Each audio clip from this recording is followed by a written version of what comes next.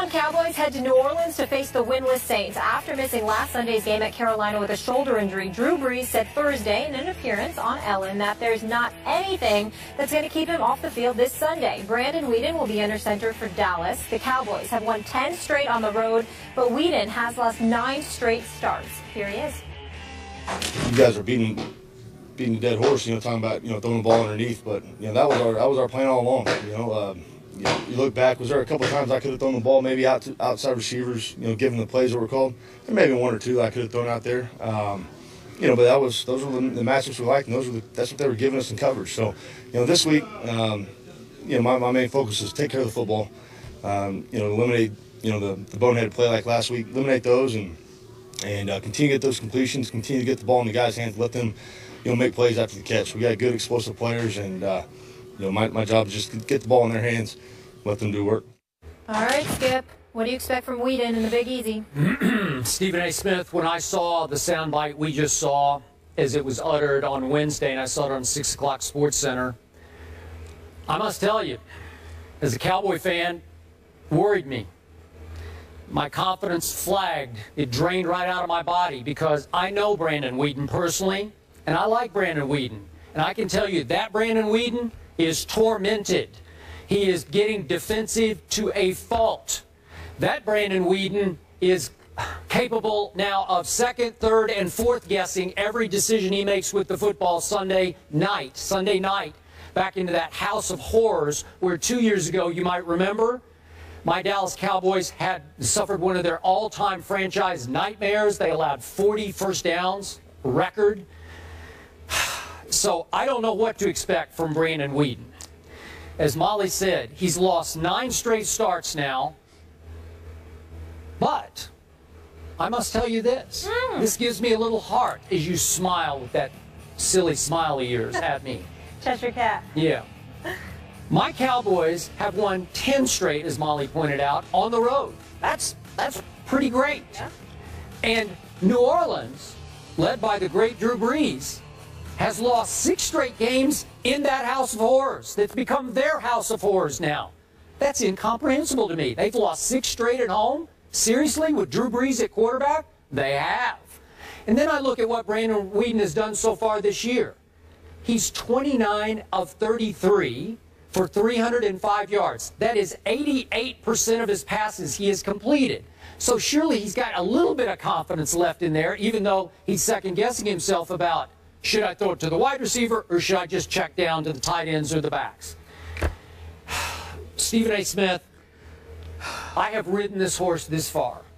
I went on record and said, even with Brandon Weeden, even though sometimes he makes me wish that artsy-craftsy Tony Romo was at quarterback. I would take artsy-craftsy over Brandon Weeden sometimes, I must admit, because that second half the other day was an absolute nightmare for me that I still can't quite wrap my mind around. You scored 28 in the first half, you get outscored in the second half 22-0 at Jerry World. Thank you very much. So, I can't tell you how this is going to happen. I can't even, bless you, this is nothing to sneeze at. I can't even tell you. Oh, you are smooth. Yeah.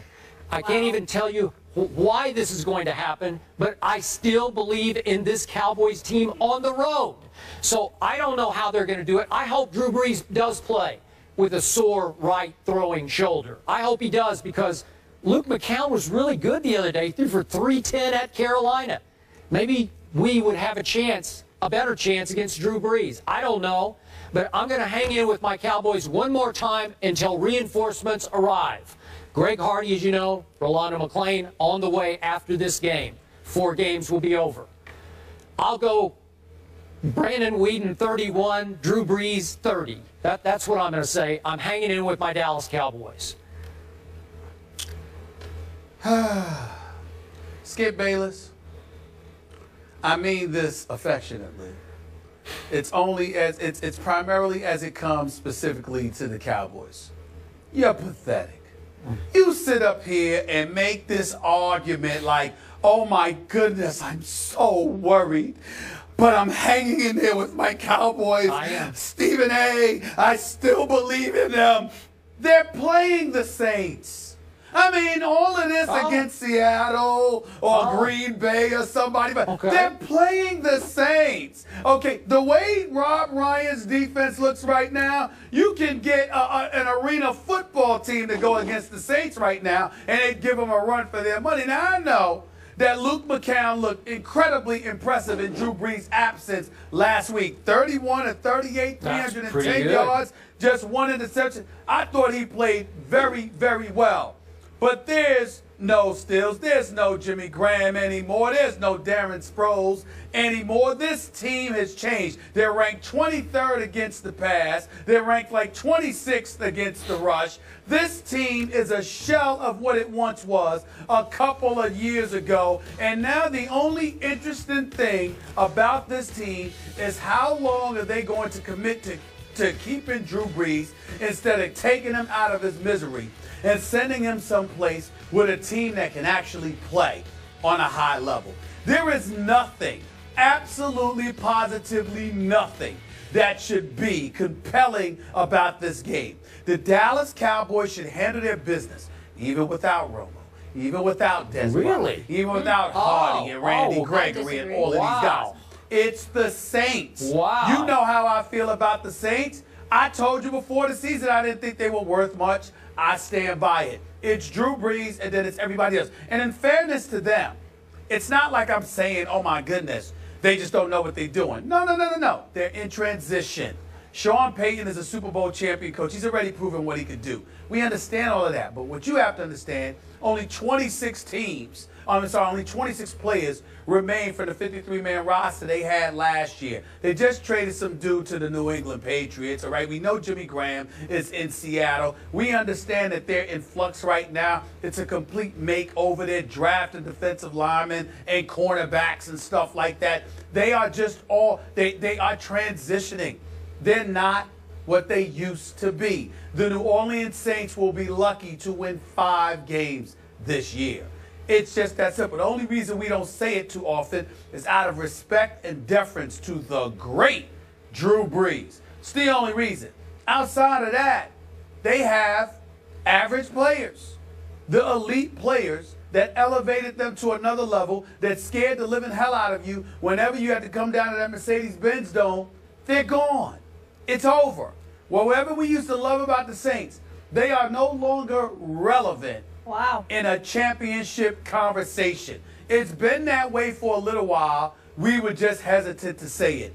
The time to say it is now. So I expect Brandon Weeden to have another good game against them.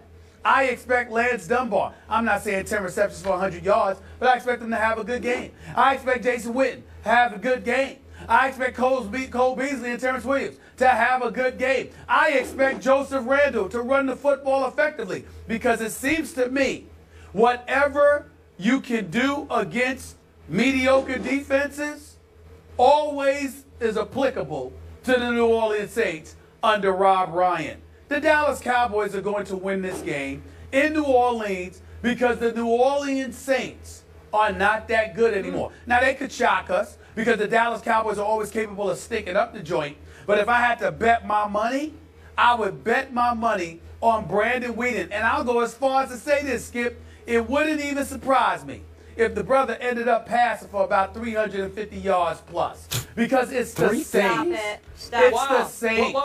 It's the Saints. The Saints. Okay, give me a score. Are you like 45-14, something like? No. 3 touchdowns, 4 touchdowns. Hold on, wait a minute. Drew Brees is supposed to play. Well, that's what they said. If Drew Brees plays, they good for about 24 to 27 points. I say Dallas gonna put up over 35 though. I really do. Okay. And then again, it doesn't even matter, because all I'm trying to say to you, Skip, is this: it doesn't matter whether it's their offense, it's their defense. They're not the same team. They got really good players in certain positions, but they're not a good team. Okay, so if I'm hearing you right, 35-24 Dallas. That's sort of the ballpark of what you're talking about? That. Okay. Ballpark. All right, so one of two things is operating here. Either you are trying to turn the tables on me and jinx this Cowboy game for me, because you know how much it means to me to put one more in the bank before the schedule really turns tough, because New England's 2 weeks from now. Or well, that ain't even worth talking about because y'all gonna lose that game. Well, you heard it here first. Wow.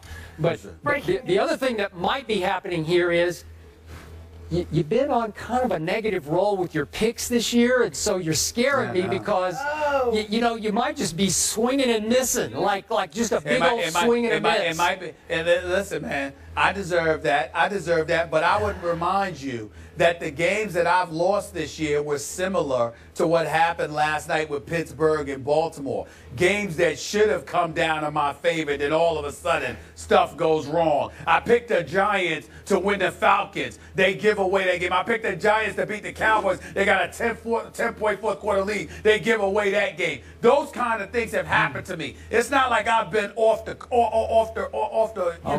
here. All right. My picks were coming down, and it's like they just blew it. I don't know. Well, it's like something like an jinxed. accident waiting to happen. I will figuratively jump off the cliff if you have picked my Cowboys and they lose this game. Because, listen, Luke McCown threw a beautiful ball into the end zone to win the game at Carolina, whom you were raving about this week. And Josh Norman made a magnificent interception to save the day. And my Cowboys defense in the second half gave up 259 yards to Atlanta. Really? I hope you're right, but I think you're just trying to jinx me. Well, listen, I ain't get all my picks right. I got plenty of them right. I ain't get all of them wrong. It's just that it's a couple of key ones you got me on right now. No, you got like me by 6 or 8? You've got me by about 4 games. You got me by about 4 games as far. I think I want to go back and put a pencil to that. You go ahead and do that. You got me by about 4 games. All right. Skip, this will make you feel good. I'm going Saints 24-21. If Drew Brees plays at home after injury. We ain't gonna count how much Molly been wrong though, because we don't want to do that. We don't want to do that with Miss Connecticut. We don't want to do that. I was perfect last week. Please keep count. Roll the tape. Please. We have a big SEC matchup between the Hedges. Saints, you heard it here first. Alabama and Georgia haven't faced each other since 2012, and there's a lot of pressure on Georgia coach Mark Richt to get this signature win. Who gets the dub this weekend? We'll break it down next.